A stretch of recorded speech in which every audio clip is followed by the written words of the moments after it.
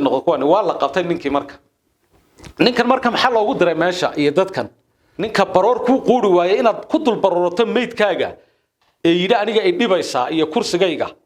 ya ama wax kala ka imanaya ya haddana kula waanu ku faraxsanahay waxa loo baahan yahay xisbiga yiri qoomiyada halalaayo waayo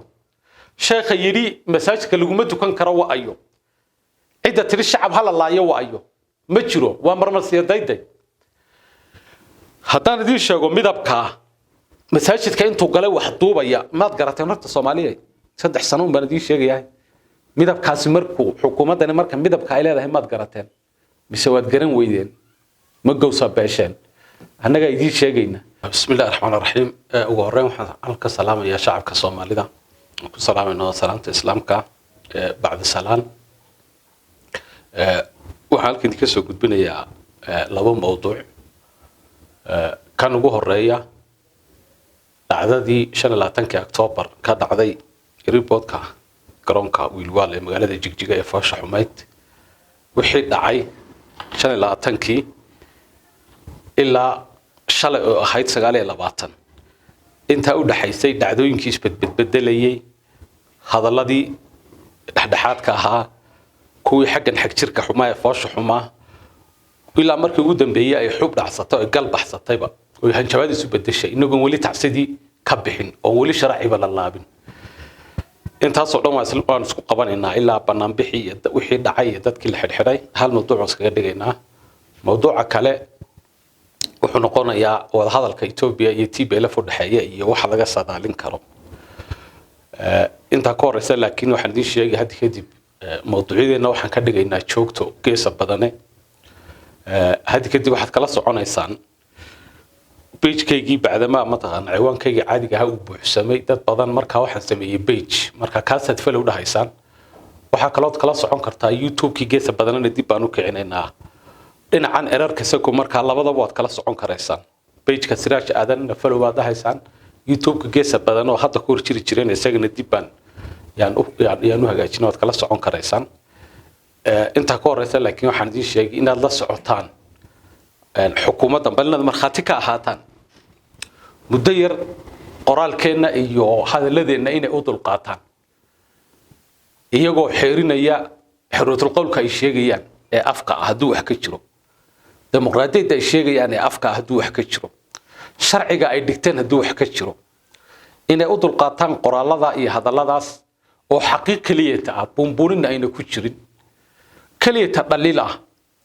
inagoo kaashanayna sharciga ilaalinayna isla sharciga iyagu ay dhigeen ay qoreen balina inta u dulqaataan ha karaan wakaas taas marxaati waad ka ahaanaysan marka waxaan iska bilaabanaynaa mowduuceena ugu horeeya oo aanu bixinay digasho iyo baroor quusis October 25 dhacdadii Faasha Xumayd waad la wada socotaan garoonka wixii ka dhacay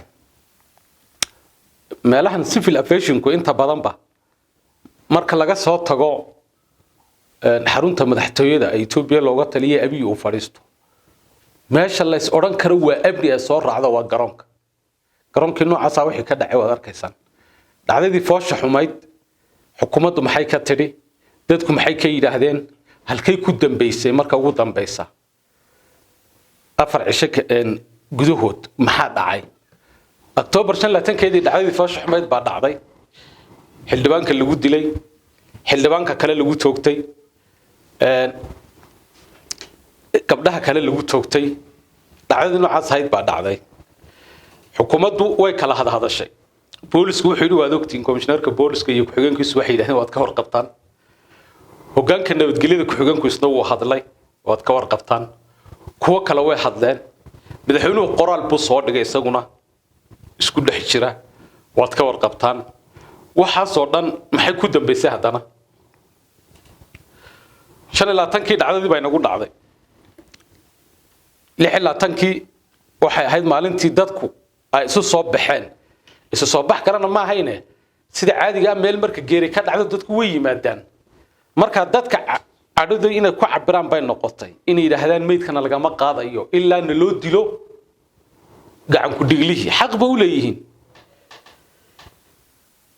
leeyihiin maxaa dhacay marka habeennimadii waad weydeen hadaladii noocaas ahaa waan idin sheegay inay isu keen qaybiyeen uu qofna si fiican u hadlay kuwa kalena sidan waxaan ku naqaanay xukuumadda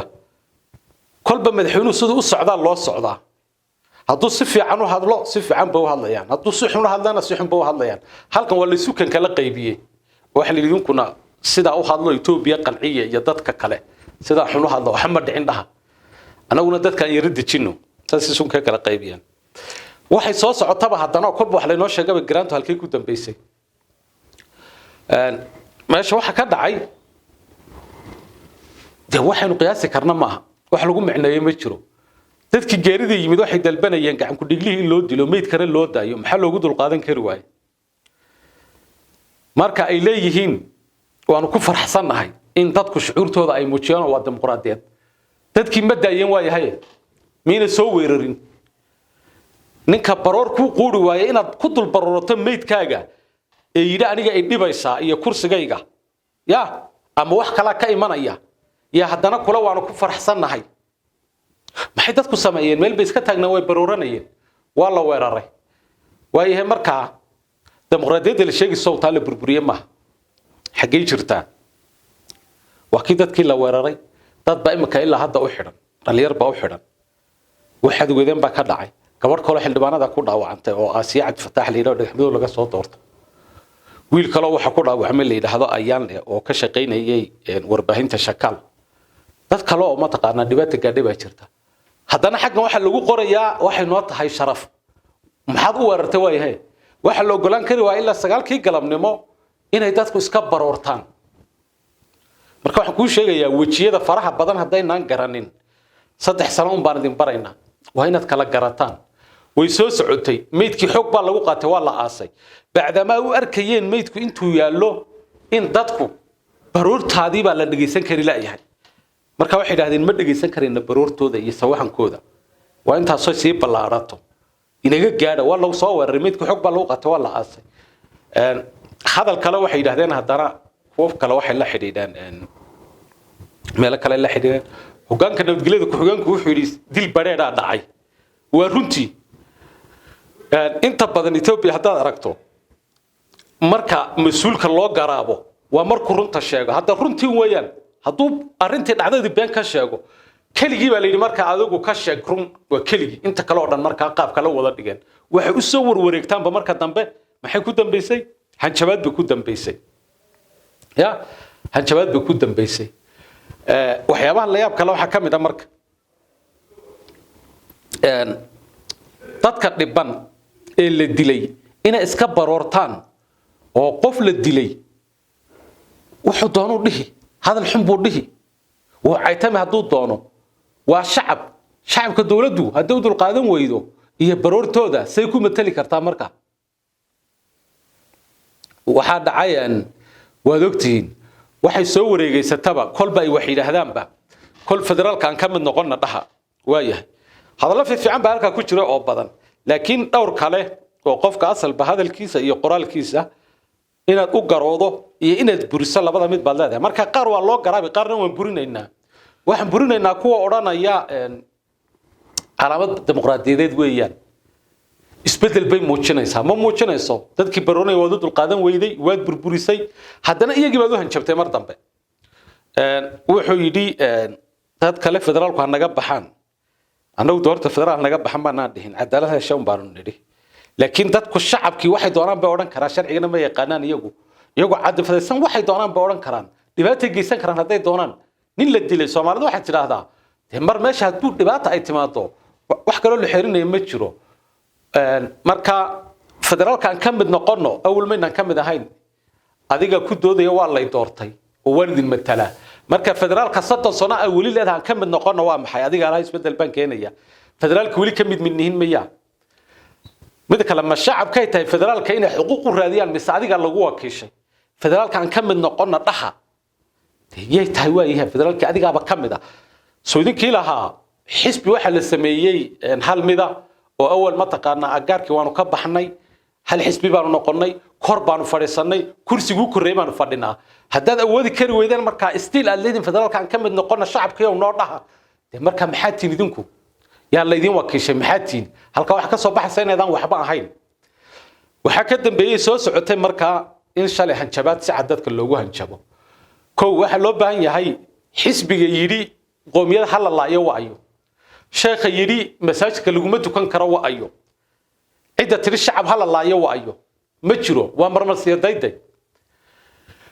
haddaan idin sheego midabka masaajidka intuu galay wax duubaya maad garatay marta Soomaaliyeed 3 sano baan idin sheegayaa midabkaasi markuu xukuumadani marka midabka ay leedahay maad garateen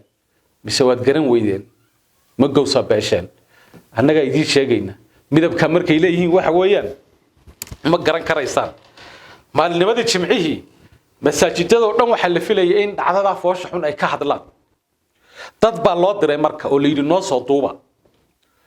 masaajidadii kala mayna hadlin masaajidka badiici Dr. Abdi Fattah Sheikh Nuur baa ka hadlay baa leeyahay yidhi ninkii baa duubay markaa qoomiyadaha Highlanderska ahaa markii uu duubay u dhameystay iyo very smart way noqon waa la qabtay ninkii marka ninkan marka maxaa loogu diray meesha iyo dadkan hadiye jeer nimankan horta waa wakiil xawaaladeed xawaaladu inta badan xawaaladii dadkeenu aad u yaqaanaane qaabka u shaqeysa dad u fiirsataan waa nidaam is-aaminaadu wax kala ma aha marka qofka lacagta diraya xukumo qofkan kale ruuxan meesha xawaalada joogana xafiiska wuxuu keensan karaa walaalkii in adeerkii ciduu doonu keensan karaa oo sababtu tahay xawaaladu waxay ku dhisan tahay waa is-aaminaad kaliya taqaynuun kala ma aha marka waxa dahaysa walaalkii baan aamino halkan manager ka dhigtay isagan cashier ka dhigtay isagan xisaabiye ka dhigtay nimankan marka bacdama ay wakiilo yihiin hadiye jeer wakiilka hadalkiisa iyo amarkiisa iyo wuxuu soo yiraahdo ay raali gelinayaan waxa la doonaya marka in kilibyada noocaas loo kala diro suhabasha ita sosbotosirsa maxaan ku yiraahdaa kuwa kale isaat ku kala leeyahay Ethiopia Media Service oo hadda cusub kooyo waa in loo kala diro deetana kor loo qaado leeyahay kaliya meesha waxa meesha jooga Ethiopian waa madaxweynaha dadka kale oo dhan waxay doonayaan qoomiyadaha in la laayo ka bacdi in la soo empower gareeyo empower ka marka ka bacdi inay dadka wada xidhxidhaan culimada xidhaan meel walba xidhaan oo la yiraahdo waa evidence waa kan culimadii baa sida kale masaajidada waxaad ku garan kartaa in sida tahay dhacdada ku dambeysay inagoo wali dhiigi aan ka maydhanin oo tacsidii fadhina oo sharci fadhina shalay maxay ku dambeysay waxay hawshii soo warwareegtaba madaxweynuhu afkiisa muxuu ka yiri hanjabaad cad buu diray dadka waa goorma dhacdadu waxay nagu dhacday 25 October 26 asbaan ku jirnay dadkiina waa la xidhxidhay dadkii baa wali xidhan loo dacwoonaya sharci wali lama aasin gabdhihii kale ee dhaawacmay dhakhtar bay ku jiraan qaar baaba la leeyahay ama lugta la gooyaa oo nafti laga dhowraya xildhibaanadii sidoo kale hawshaasan wali ku jirnaa dadkii baa kacsan inoo wali sidaa tahay yaa maxal inoogu jawaabay finalka uu kari waayna u dulqaataan dhowr cisho xitaa in xitaa dhowr cisho khiyaali dadka ku maaweeliyaan marka waxa wali inoo qoori waayay xitaa khiyaaliga in la inoogu maaweeliyo dhowr cisho wuxuu noqday gabigiisu khiyaaligi 40 iyo wuxuu noqday 72 saac buu noqday khiyaaligi Soomaa intii ka dambeysay midabkooda caadiga aad bala soo baxeen bacdama marka kilibkii la waayay caradii warka culimadii la xidhxidhayo anagu ma lihin qoomiyada hal laayana cid tiri maanaan arag shacabku sharciga iyagu ma taqaanaa iyaga ka sareeya shacabku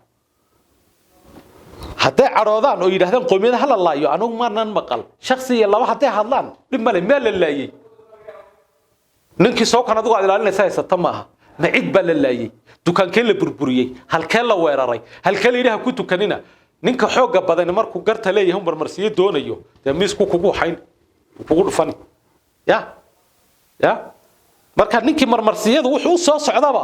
inuu inaga dib inoogu soo kala farayo inagii leena dilay leena dhaawacay leena kufsaday goobta leena nagu dilay odayaashana waxa si raali ka yihiin culimadu